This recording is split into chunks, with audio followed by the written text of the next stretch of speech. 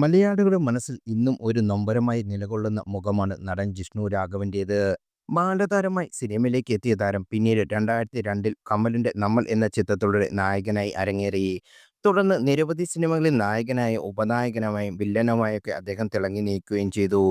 Cinema രംഗത്ത് സജീവമായി തുടരവെയാണ് അപ്രതീക്ഷിതമായി ക്യാൻസർ എന്ന രൂപത്തിൽ ജിഷ്ണു രാഘവന്റെ ജീവിതത്തിൽ വില്ലനായി വരുന്നത്. 2016-ൽ പുറത്തിറങ്ങിയ ട്രാഫിക് എന്ന ചിത്രത്തിലെ നെഗറ്റീവ് റോളിലൂടെ അദ്ദേഹം ബോളിവുഡിൽ അരങ്ങേറ്റം കുറിക്കുകയായിരുന്നു. ഇത് ജിഷ്ണു എന്ന നടന്റെ അവസാന ചിത്രമായിരുന്നു. ധീരമായി പോരാടിയെങ്കിലും 2016 ക്യാൻസറിന്റെ മുന്നിൽ ജിഷ്ണു രാഘവ് കീഴടങ്ങേണ്ടി വന്നു. അർബുദത്തെ പ്രതിരോധിക്കാൻ ശേഷിയുള്ളതെന്ന നിലയിൽ പ്രചരിക്കുന്ന ലക്ഷ്മണത്തരു, മുള്ളാത്തവ എന്നിവയാണ് തന്റെ രോഗം കൂടുതൽ വഷളാക്കിയതെന്ന് ജിഷ്ണു രാഘവൻ തുറന്നു പറഞ്ഞിരുന്നു. സാധാരണയായി ഹാനികരമല്ലാത്ത ലുക്കോപ്ലാക്കിയ എന്ന രോഗാവസ്ഥ ജിഷ്ണുവിന് ഓറൽ ക്യാൻസറായി വഴിയൊരുക്കുകയായിരുന്നു. ഇതേക്കുറിച്ച് ജിഷ്ണുവിന്റെ അച്ഛനും നടനുമായ രാഘവൻ വർഷങ്ങൾക്ക് മുമ്പ് നടത്തിയ കുറിപ്പാണ് ഇപ്പോൾ വീണ്ടും വൈറലായി മാറുന്നത്. ഒരിക്കൽ അണപ്പല്ല് ഉരഞ്ഞ് ജിഷ്ണുമോന്റെ നാവിൽ ഒരു മുറിവുണ്ടായി. തിരക്ക് പിടിച്ച ജീവിതത്തിന്റെ ഇടയിൽ അവൻ അത് അത്ര കാര്യമാക്കിയില്ല. കടുത്തന് വേദന കടുത്തപ്പോഴാണ് ഡോക്ടറെ കാണിച്ചത്. മുറിവിൽ ഫംഗസ് ഉണ്ടായപ്പോൾ ലുക്കോപോക്കിയ എന്ന ക്യാൻസറിന് വഴിയൊരുക്കും എന്ന ഡോക്ടർ മുന്നറിയിപ്പ് നൽകിയിരുന്നു. പിന്നീട് ഒരിക്കൽ നാട്ടിൽ വന്നപ്പോൾ തിരുവനന്തപുരത്ത് RCCയിൽ പോയി കാണിച്ചു.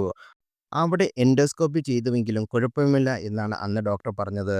എന്നാൽ കുറച്ച് ദിവസം കഴിഞ്ഞപ്പം വീണ്ടും തൊണ്ടയിൽ വേദന വന്നു. MRI സ്കാൻ ചെയ്തപ്പോൾ ക്യാൻസറാണെന്ന് ഡോക്ടർ സ്ഥിരീകരിച്ചു എന്നായിരുന്നു രാഘവൻ കുറിച്ചത്. അത്യാവശ്യമായി സർജറി വേണം എന്നായിരുന്നു ഡോക്ടർമാർ പറഞ്ഞത്. എന്നാൽ ആ സമയം ഏറ്റെടുത്ത 2 സിനിമകൾ തിരക്കിലായിരുന്നു ജിഷ്ണു.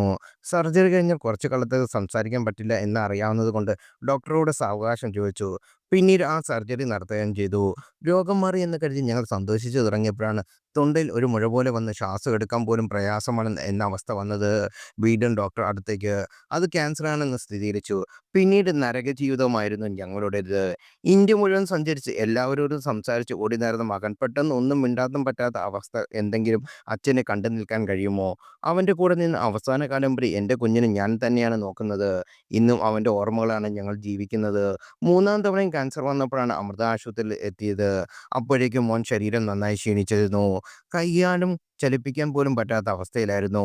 ഇന്ത്യ മുഴുവൻ സഞ്ചരിച്ച് എല്ലാവരോടും സംസാരിച്ച് ഓടിയിരുന്ന മകൻ പെട്ടെന്നൊന്നും മിണ്ടാനും പറ്റാതെ നിൽക്കുന്ന അവസ്ഥ ഏതെങ്കിലും അച്ഛന് കണ്ടു നിൽക്കാൻ സാധിക്കുമോ? അവസാന കാലങ്ങളിൽ ഇട്ടിരുന്ന ഷർട്ടിന്റെ ബട്ടൺ പോലും തനിച്ച് അഴിക്കാൻ പറ്റില്ലായിരുന്നു. ഒരു കാറ്റ് വന്നാൽ വേദനിക്കുന്ന ശരീരമായിരുന്നു. ഞങ്ങളെ വേദനിപ്പിക്കേണ്ട എന്ന് കരുതി ഒന്നും പറയില്ല. ഭക്ഷണം കഴിക്കാനും മൂത്രമെടുത്ത് മാറ്റാനും മാത്രം ശരീരത്തിൽ 2 തുളയിട്ടിരുന്നു. വല്ലാത്ത ഒരവസ്ഥയായിരുന്നു അതൊന്നും രാഘവൻ കൂട്ടിച്ചേർത്തു. അതേസമയം വായിൽ ഏതെങ്കിലും തരത്തിൽ മുറിവുകൾ ഉണ്ടാകുകയാണെങ്കിൽ ആളുകൾ അതിനെക്കുറിച്ച് ആശങ്കപ്പെടേണ്ട ഇല്ലെന്നാണ് ആരോഗ്യ വിദഗ്ധർ പറയുന്നത്. നാവ് പല്ലിനോട് തുടർച്ചയായി ഉരഞ്ഞ് മുറിവുണ്ടാകുന്നത് ക്രോണിക് ഇറിറ്റേഷൻ എന്ന അവസ്ഥയിലേക്ക് നയിക്കും. ഇതിൽ വായിലെ ശ്ലേഷ്മങ്ങളെ ദോഷമായി ബാധിക്കും. തുടർച്ചയായ മുറിവുകൾ അല്ലെങ്കിൽ അൾസർ, ലുക്കോപ്പൊടി അല്ലെങ്കിൽ എത്രോപിക്ക പോലുള്ള പ്രീ ക്യാൻസർ അവസ്ഥയിലേക്ക് വഴിയൊരുക്കാം. ഇവയിൽ നിന്ന് ചിലപ്പോൾ വായിൽ ക്യാൻസർ ഉണ്ടാകുന്നത്.